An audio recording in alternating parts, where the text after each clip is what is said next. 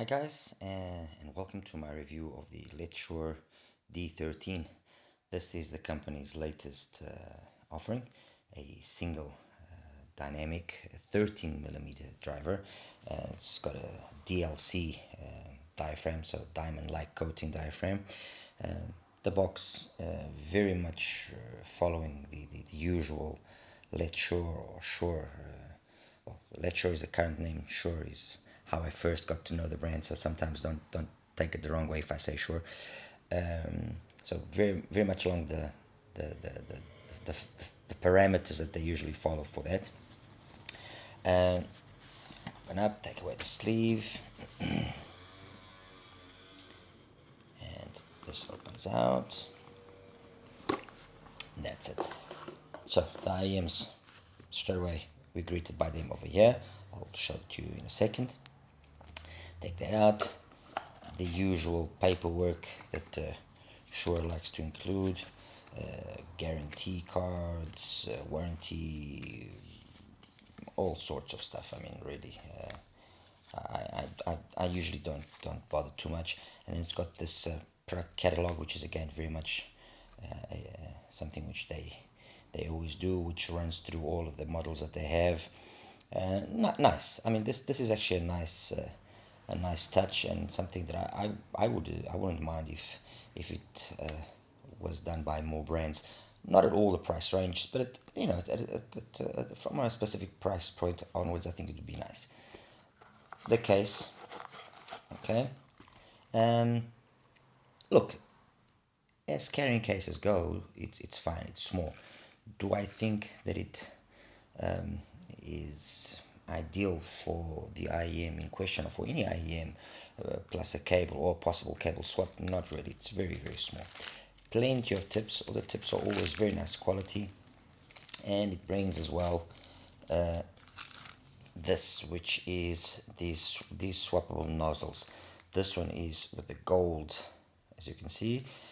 I've left the stock silver on there, and the reason why I've left the silver on there is because what this basically just does is increase slightly by about 2 dBs the upper mids, around 2-3K more or less. It just boosts it up slightly, and in my opinion, it doesn't benefit actually the sound. This is my opinion.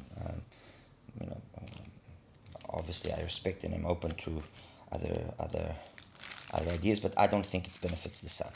Anyway, it is what it is. These are the tips. Case. Just close this up. Get it out of the way. There we go. Paperwork. And close off the box. Close off the box. Okay, and put in the sleeve. Alright, that's the box. The accessories, more than fine, more than adequate. We're talking roughly anywhere between $100 and $120, depending on which store you're getting it from. So I guess it's fine. Obviously at that price we have a lot of competition, a lot of very tough competition. Let's look at the IEMs. Okay. First things first, cable. Very nice cable. It was already the same situation with the S12. The stock cable was already very nice, and I've actually got an S12 back there. Cable is spot on. I got the 4.4. It's nice. It doesn't tangle. It's really nice. I mean, well done. Seriously, well done. This is the sort of, this for me, this should be kind of the base for IEMs in terms of what cable to bring. Obviously, I'm not expecting a cable like this in an IEM that costs $20, but an IEM that costs, let's say, $70 and above, this is what I think should be the standard. IEMs. It's got this, well, it's not a novel form factor, but this different form factor, which is very nice. Kind of an open back design. You can see, vent there, vent in the front. It's different. It looks nice. uh, personally, this is not just me personally, I just feel that this logo and it and I mean, no disrespect intended to Letshuoer, it looks cheap, people. It doesn't, it just looks cheap. I wish it was an engraving of some sort. It just doesn't look nice. I don't know. The rest of the shape is fine. Obviously, with this kind of bullet style, the fitment is always going to be more delicate, and it's a hit or miss, I guess. The tip will very much be the deciding factor. I noticed actually that to get it to fit nicely, it would have to sit in this position in my ear. Okay, so instead of being more like that with the cable going around the ear straight away, I noticed that in my case the cable will have to go forward. So my nose is over there, the cable will have to go forward, then around the ear, and in this position kind of fit in more securely and better. Isolation and that is okay. I mean, could be better. Like I said, tips of the ones that make or break the fit of the IM. As with regards to the driver itself, look at that. That's some serious magnet power there. That's some serious magnet power there. That's it. I guess in terms of you know, driver, what it's capable of in terms of its physical abilities and so on and so forth. That's that. Let's talk about what I have in front of me and what I took to compare it with. All right. At this price point, what Letshuoer has basically done is been able to offer an IM which is, and this is going to sound maybe wrong what I'm going to say, but is, let's say, a little bit underpriced. Or rather, let me rephrase that. They've priced it at what it should be the correct price for a product of this level. It's perhaps other brands that are overpricing their products, okay?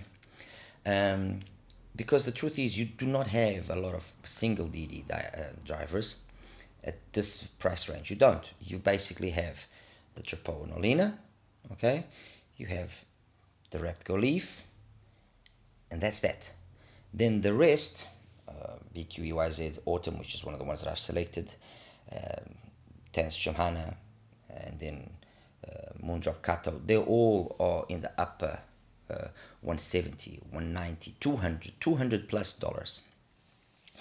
And in that aspect, they've basically done what they did with the S12, which is offer a very good product, because let's be honest here, the D13 is a very good product. It has its flaws, which I'll get into it in a few minutes. It has its flaws, but it's a very good product, very well built, solid set of accessories at a very competitive pricing. I mean, the only thing that's more competitive than this, honestly, is the Chapeau and the Olina for $99. I mean, let's call things by what they are. In terms of its sound, what are we talking about here? Well, this is definitely a V-shaped signature. It's very much a V-shaped signature. Well, once I get into the graph section later on in the video, you'll be able to see that. It's a V-shaped signature, but it's been very, very well done. That's the truth. The bass is definitely the star of the show here. The execution, the speed, the quality, the texture, the resolving capability of the bass is really something else. Definitely this driver, I can imagine this driver being used in a hybrid or in a tribrid, and being used and extracting of it its full potential, because it is a good driver.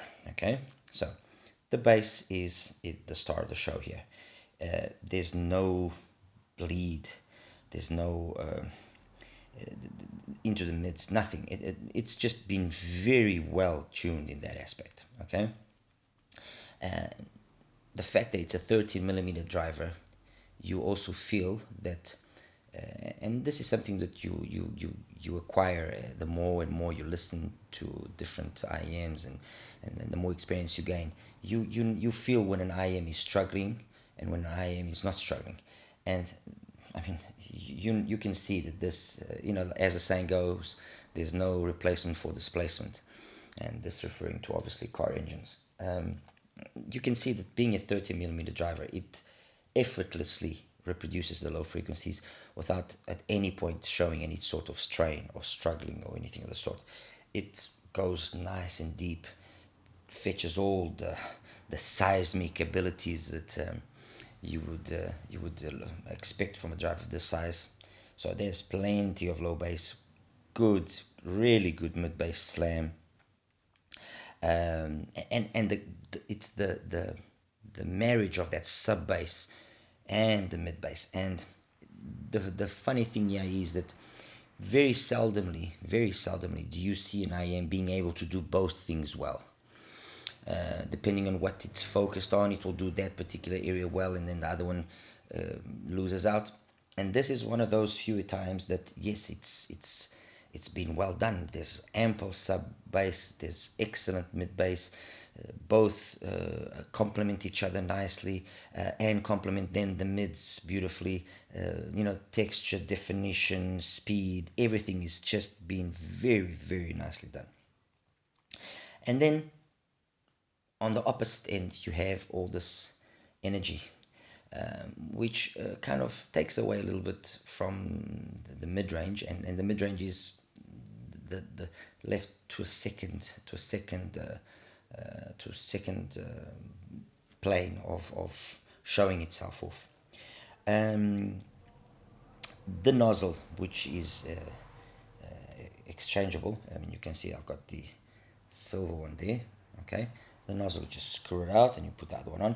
The nozzle, the gold one, just increases slightly the mids, upper mids, and in my opinion, it then even potentiates showing off the bad aspects, or not bad is not a good word, the not so favorable aspects of the D13, which is that it has a tendency of being a little bit borderline shouty. It can be a little bit sibilant. It is, although that whole frequency is slightly subdued as opposed to the extremes, somehow it just jumps out very much, and it can get very much in your face. Okay, so that means that specific genres might get fatiguing when you listen to this. If you like listening to female vocals, I think female vocals can get a little bit on the harsh side here, especially if it's if there's a lot of high notes in her voice and so on and so forth.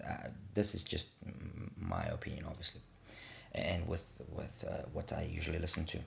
But having said that, and basically showcasing one of its one of two flaws that it basically has, which is the fact that it can get a little bit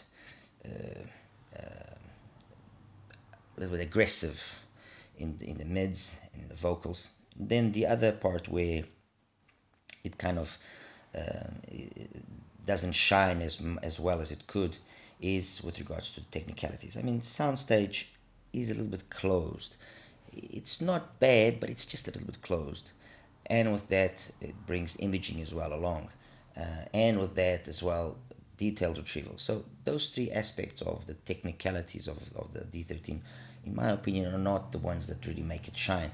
And you notice they are at fault, let's put it that way, when, for example, you listen to a Chapeau Olina. You listen to an Olina, and then you listen to this straight away, and you can see immediately that the Olina is way superior in terms of its technical capabilities, way superior. The redeeming factor here, then, I would say, in terms of the technical aspect of things, is that it actually does have a nice tonality. It does have a nice timbre.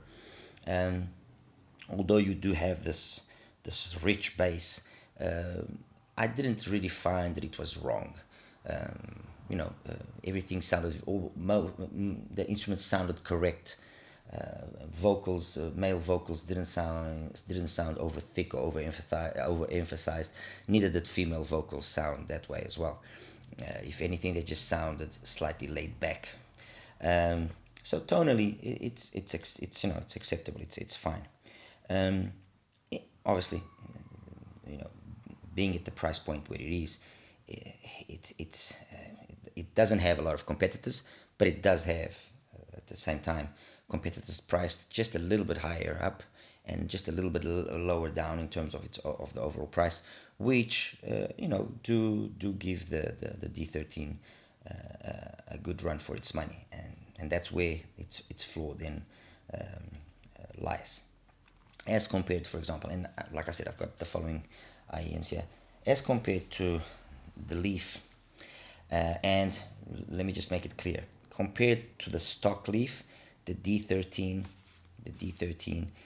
is far superior, far superior, compared to the Leaf as it stands here now in front of us with the modified nozzle filter. It's just a question of getting the filter and putting on the nozzle.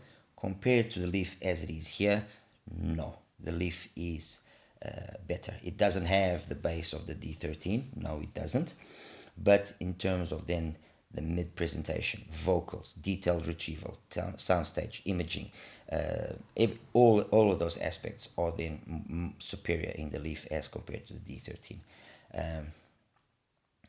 It's as simple as that. I mean, I don't want to put one down or bring the other one up. This is what it is.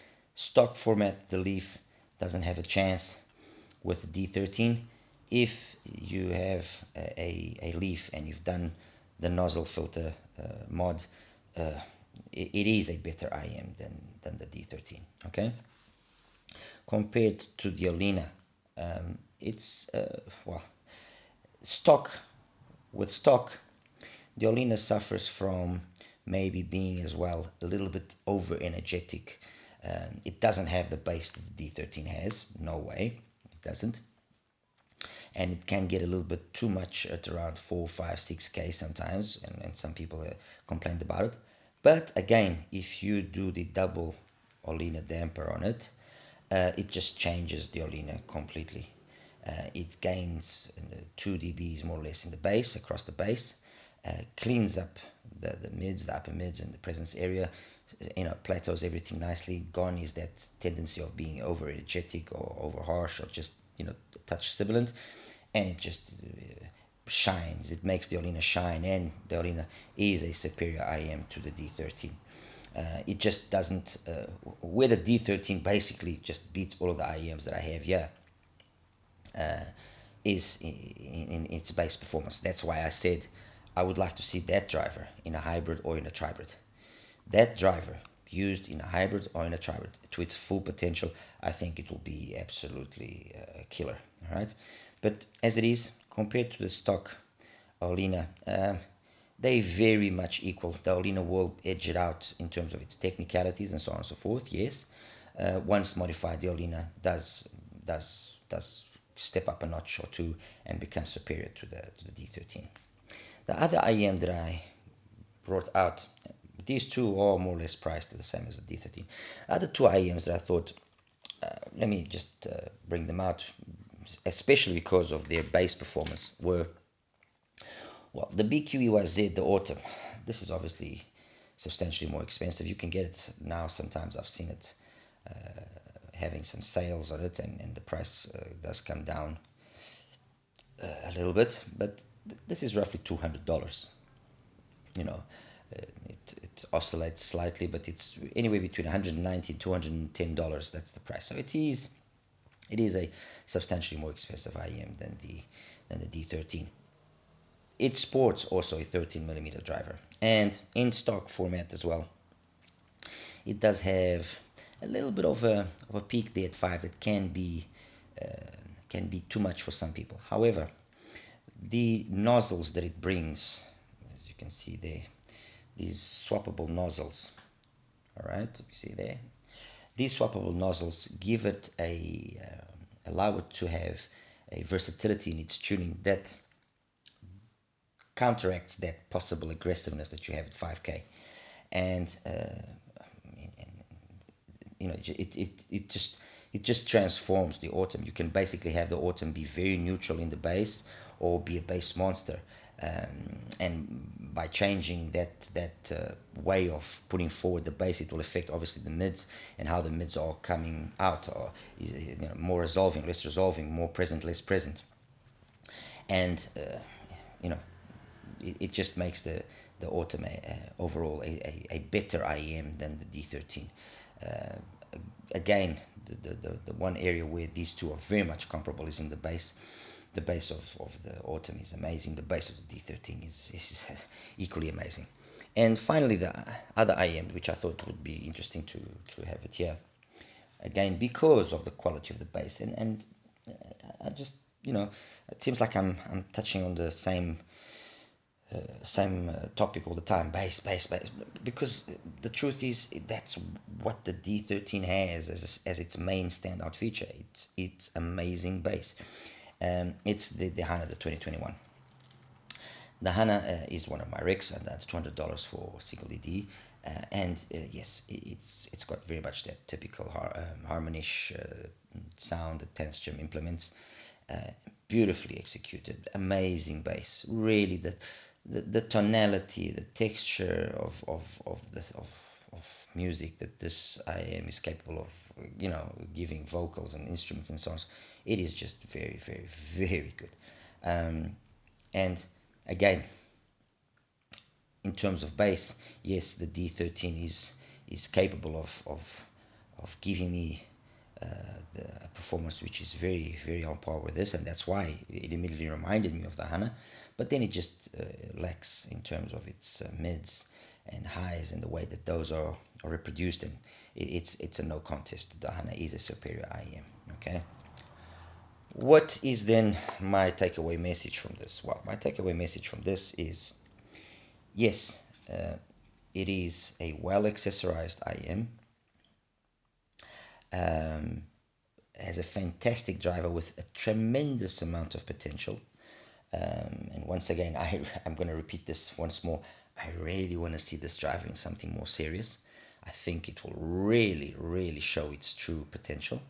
But as it is, as a single DD, it's just got a lot of very, very good IEMs that, even being more expensive, they are sufficiently better to justify their price increase. And if you don't want to go more expensive, and if you want to maintain yourself at basically the same price, you've got the Chapeau and Olina. And honestly, if you do have an Olina, and if you've modded the Olina, it makes no sense, in my opinion, to get the D13.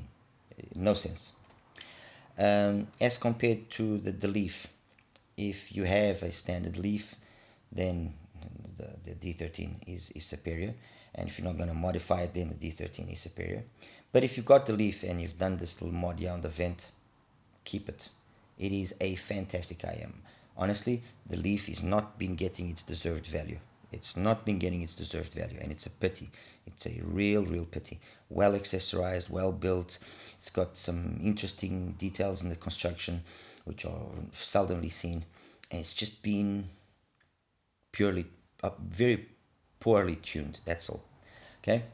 As for the more expensive ones, and like I said, I could have had the airship here, I could have had the Kato, I could have the Hibilazia, I could have had quite a few more single DDs which are more expensive, and I just basically just kept it to these, simply because their bass is very, very similar to the bass of the D13, or the D13's bass is similar to that. So and finally, the S12, and this is where things really get complicated, because when you are able to pick this up now at around $130 odd, honestly, it's a no-brainer.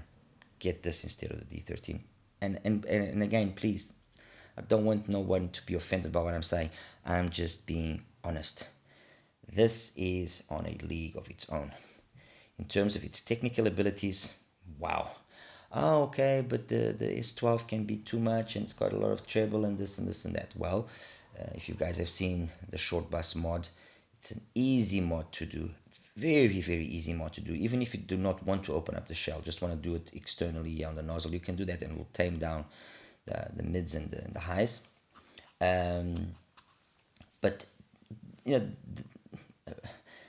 this is a serious planar IEM that is competing and reproducing music way above its price. I mean, I have no issues whatsoever in taking an S12 and comparing it to IEMs in the $300, $400, $500 even price bracket. No issues. It holds its own very well, and the fact that you can get it for $20, $25 more, I mean, than the D13. I think I've said it. I think I've said enough. There is absolutely not even the bass of the D13 is superior to the bass of the S12. Quality wise, the bass of the S12 is just fantastic. Honestly, you give this some power, and in that aspect, yes, that's a plus point for the D13. The D13 is relatively easy to power. But you give this, well, all planers, but you give this some nice clean power, and you will not be disappointed. It will just immerse you in the music that you're listening to, and it's fantastic. I mean, it's really a fantastic IEM. So yeah, I would say, yeah, I could recommend this if you want something different, but you have a lot of other viable options, which I think just at the end of the day make more sense than the D13. All right, hopefully they will come out with an improvement, and let's see what that sounds like. Anyway, guys, as always, like and subscribe. Any questions, please feel free to ask. Please forgive me for not putting the timestamp straight away on the videos. I do it maybe a few hours later, maybe a day later, but it's then put on there. All the links, all the music, everything is always put on there. It's just sometimes a little bit overwhelming for me, and that's why I take my time sometimes. All right. Thank you. Take care. Bye-bye.